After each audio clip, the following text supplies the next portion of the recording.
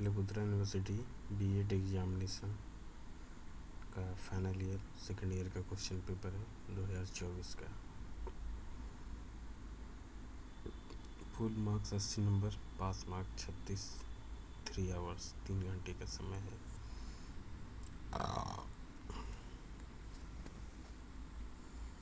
Question में क्या है? खंड आ प्रश्न संख्या 1 अनबार्ज है।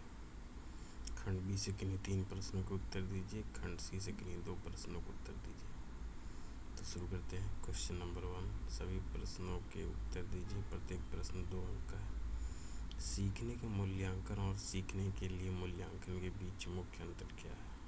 बहुत ही बकवास क्वेश्चन है। रचनात्मक मूल्यांकन की व्याख्या कीजिए।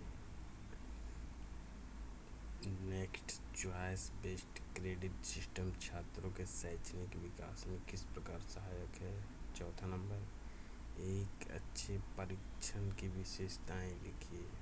पांचवा नंबर, गुणात्मक और मात्रात्मक परीक्षणों में अंतर क्या है? छठा नंबर, निम्नलिखित आंकड़ों का मध्यांक ज्ञात कीजिए। 50, 62, 75, 80, 45, 67।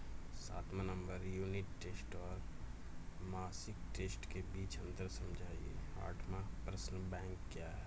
नौवां, 5 आयामों के आधार पर परियोजना को प्रबंधित किया जाना चाहिए। ए, बाधा गुणवत्ता लागत सारणी स्टाफ। बी, विशेषताएं गुणवत्ता लागत सारणी स्टाफ। सी, विशेषताएं प्राथमिकता लागत सारणी स्टाफ। डी, विशेषताएं गुणवत्ता लागत सारणी ग्राहक।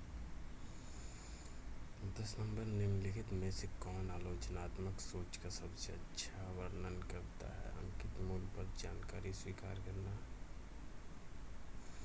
जानकारी का मूल्यांकन करना, तर्कसंगत निष्कर्ष निकालना। सी, तथ्यों को याद रखना और उन्हें दोहराना। डी, बिना किसी प्रश्न के निर्देशों का पालन करना। खंड बा, किन्हीं 3 प्रश्नों के उत्तर दिए। 3 गुना 10, 30 नंबर, 10-10 नंबर का है। क्वेश्चन 1, विभिन्न विषयों में शैक्षणिक प्रदर्शन का आकलन करने के लिए सबसे प्रभावी तरीके क्या हैं और वे विभिन्न शिक्षण शैलियों की किस प्रकार पूर्ति करते हैं? दूसरा नंबर, प्रत्येक विषय की विशिष्ट विषय वस्तु और कौशल को सटीक रूप से प्रतिबिंबित करने के लिए विभिन्न विषय क्षेत्रों के लिए परीक्षण तैयार करते समय किन बातों को ध्यान में रखा जाना चाहिए? तीसरा क्वेश्चन, केंद्रीय प्रवृत्तियों के मापन से क्या समझते हैं? दिए गए आंकड़ों के माध्य, माध्यिका और बालक की गणना करिए। चौथा क्वेश्चन, दक्षता और सटीकता बढ़ाने के लिए परीक्षण ब्लूप्रिंट निर्माण और परीक्षण निर्माण की प्रक्रिया में प्रौद्योगिकी और डिजिटल उपकरणों को कैसे एकीकृत किया जा सकता है? पांचवा क्वेश्चन, प्रामाणिक मूल्यांकन विधियों जैसे कि प्रदर्शन और परियोजना आधारित मूल्यांकन का उपयोग छात्रों की जटिल कौशल और दक्षताओं में निपुणता का मूल्यांकन करने के लिए कैसे किया जा सकता है? छठा, मूल्यांकन में फीडबैक प्रदान करने में प्रौद्योगिकी की क्या भूमिका है तथा अधिक तात्कालिक, लक्षित और इंटरैक्टिव फीडबैक अनुभव प्रदान करने के लिए डिजिटल उपकरणों और प्लेटफॉर्मों का किस प्रकार लाभ उठाया जा सकता है? सेक्शन सी, किन्हीं 2 प्रश्नों के उत्तर दीजिए। प्रत्येक प्रश्न 15 अंक का है।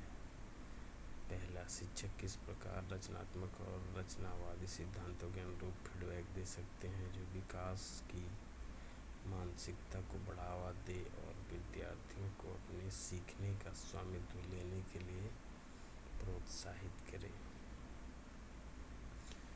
दूसरा क्वेश्चन, व्यक्तिगत शिक्षण पथों का समर्थन करने और छात्र दक्षताओं का व्यापक मूल्यांकन सुनिश्चित करने के लिए रचनात्मक और योगात्मक मूल्यांकन को विकल्प आधारित क्रेडिट प्रणाली के भीतर प्रभावी ढंग से कैसे एकीकृत किया जा सकता है? तीसरा क्वेश्चन, परीक्षा में ICT का उपयोग छात्रों को तत्काल और आलोचनात्मक फीडबैक प्रदान करने में कैसे मदद कर सकता है जिससे उनके सीखने और सुधार में सहायता मिल सके। चौथा और अंतिम क्वेश्चन है, अधिगम के विभिन्न आयामों को उपयुक्त उदाहरण द्वारा स्पष्ट कीजिए।